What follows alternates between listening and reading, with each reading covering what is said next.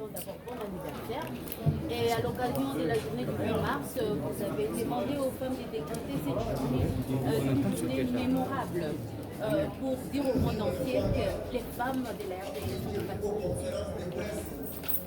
Je crois que ce que les femmes de la RDC connaissent depuis 25 ans est inacceptable. À chaque fois quand il y a une agression de la République démocratique du Congo, ce que nous constatons, c'est que ce sont les femmes et les enfants qui souffrent le plus. Et je pense que quand vous allez dans des camps de déplacés internes et constater la souffrance des femmes dans ces camps, c'est tout simplement inacceptable. Et je pense qu'au lieu de faire la fête, au lieu d'être dans le mois où nous prenons l'égalité numérique, même si c'est très important, mais je pense qu'aujourd'hui, la femme congolaise doit exiger une protection. Et la protection ne peut se faire que lorsqu'il y a une réforme du secteur de sécurité. Donc l'armée, la police, les services de renseignement doivent être au service de la protection de la femme congolaise. Et aujourd'hui, les conditions dans lesquelles les FARDC vivent, la police vit, c'est pratiquement impossible qu'ils puissent jouer les rôles de protecteurs de la population, ni même protéger notre intégrité territoriale. C'est pour cette raison que chaque pays, en fait, vient faire son aventure en République démocratique du Congo. Et quand ces aventures se passent, ce sont les femmes et les enfants qui souffrent. Donc, au lieu de faire la fête, il faut plutôt être en deuil. Au lieu de faire la fête, il faut s'habiller en noir. Au lieu de faire la fête, il faut dire à nos gouvernants les responsabilités. Ils doivent prendre les responsabilités en main. Nous devons dire à la communauté internationale, nous avons des femmes intelligentes, nous avons des femmes capables. Pourquoi on fait des négociations sans les femmes alors que la 1325 l'exige? Il faut absolument que nous puissions, que les femmes congolaises puissent exiger des sanctions contre leurs agresseurs. Et je pense qu'à la fin, les femmes congolaises doivent s'organiser, non seulement pour qu'elles puissent en fait choisir leurs futurs responsables en s'enrôlant, en allant voter massivement. Il faut absolument que les femmes participent dans l'observation.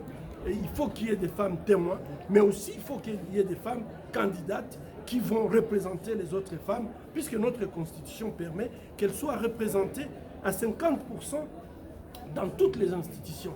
Aujourd'hui, on est loin du compte. Et enfin, je crois que c'est très très important que ce mois de mars, la voix des femmes puisse être écoutée sur ce point que je viens d'évoquer. Vous avez suggéré au peuple congolais d'arrêter la consommation des produits rwandais, n'est-ce pas une forme de discrimination? Non, je n'ai pas dit ça. J'ai dit qu'on doit fermer les frontières pour manifester notre mécontentement. On ne peut pas. Les échanges commerciaux permettent les pays de vivre.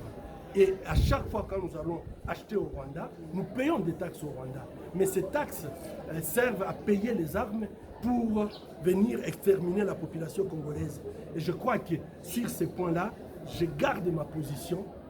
Nous ne pouvons pas demander aux autres pays de sanctionner le Rwanda alors que nous-mêmes nous entretenons des relations commerciales avec le Rwanda. C'est un non-sens. Ces femmes qui ont trop souffert ont surtout besoin de leadership responsables qui protègent leurs intérêts, non pas seulement par le plaidoyer, l'action que vous menez, mais sur les côtés de l'action politique. Pourquoi vous tardez à écouter la voix de celles qui crient au secours et en devenant désormais leurs premiers responsables, leurs premiers décideurs? Je pense que vous faites très mal la politique. Puisque je crois que, en fait, tout ce que j'ai dit à ces femmes aujourd'hui, c'est une déclaration. Et il vous appartient à vous de comprendre le message. Mon message est très clair. Il faut que le pouvoir soit pris par le peuple et que le peuple puisse le donner aux personnes que le peuple considère, et spécialement les femmes, les gens qui considèrent qu'ils sont capables de pouvoir tenir compte de leurs intérêts et protéger leurs intérêts. 10 ans de l'accord cadre, Dr Denis Mukwege, vous avez déclaré dans votre réflexion qu'il est temps de sortir de la tragédie congolaise, de l'indifférence, de l'inaction et du silence complice de la communauté internationale qui ont contribué au pourrissement de la situation sécuritaire. Comment y parvenir? Je pense qu'il est très clair. On ne peut pas continuer à avoir des accords. Lisez l'accord cadre.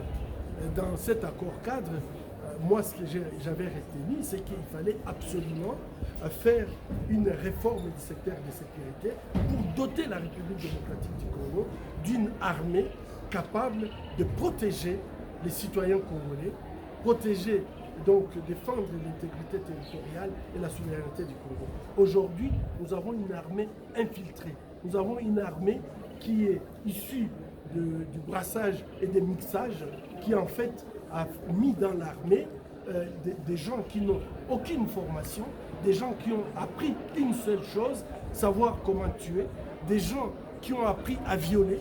Et lorsque vous mettez dans l'armée des éléments qui n'ont aucune formation militaire, malheureusement, ils vont reproduire ce qu'ils ont appris dans les groupes armés. Aujourd'hui, nous avons besoin d'une réforme profonde de l'armée pour que, en fait, ces rôles régaliens puissent être joués par nos forces. Et en plus de ça, je crois qu'aujourd'hui, nous sommes humiliés par l'externalisation de notre sécurité. C'est une honte, un pays de 100 millions d'habitants, de pouvoir recourir à d'autres pays pour assurer sa sécurité. C'est comme si nous étions abandonnés à notre propre sort. Et je crois que, par exemple, l'accord cadre d'Addis Abeba prévoyait la réforme du secteur de sécurité. En plus, je crois que nous avons besoin de pouvoir faire notre deuil. Nous avions perdu plus de 6 millions d'habitants. Aujourd'hui, ils n'ont même pas de sépulture. Il y a des gens qui ont perdu le leur, qui ne savent même pas où est-ce qu'ils ont été enterrés, qui ne peuvent pas faire le deuil des personnes qu'ils ont perdues. Nous, nous exigeons qu'il y ait une exhumation des fosses communes, qu'on puisse identifier ceux qui sont dans ces fosses communes, qu'on remette les corps ou les restes des corps aux familles pour que les familles puissent faire leur deuil et de pouvoir se dire nous voulons partir sur une nouvelle forme de vie. Mais aujourd'hui, je crois que la population congolaise elle est profondément traumatisée.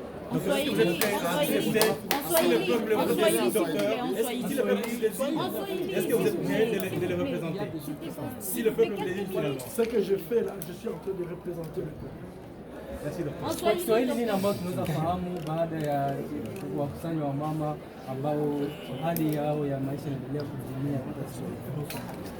Hii ambayo nimezungumzia wamama ni kuambia hii mwezi wa tatu usiwe mwezi wa kuvaa vikwembe na kusherekea kufanya fete kula na kunywa, iwe mwezi ambayo itakuwa ndani ya kilio, kama ni kuvaa magunia au sivyo tuvae nguo nyeusi za kuonyesha viongozi wa nchi, kuonyesha viongozi wa mataifa sawa vile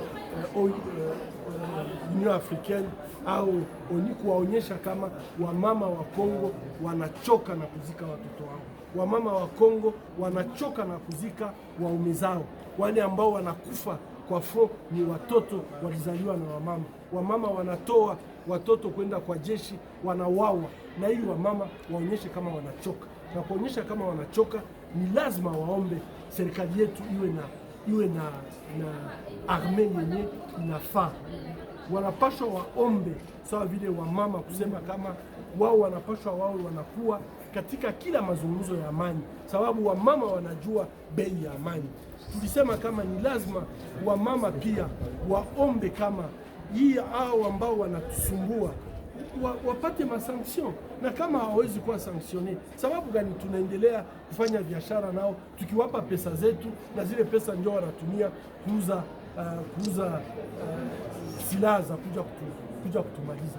Tuliomba wamama waamuke, na wao wamama ambao wanaweza kutetea haki yao, haki ya kuwaletea amani mkono. Hii ilikuwa mazungumzo ambayo tumefanya. Asante.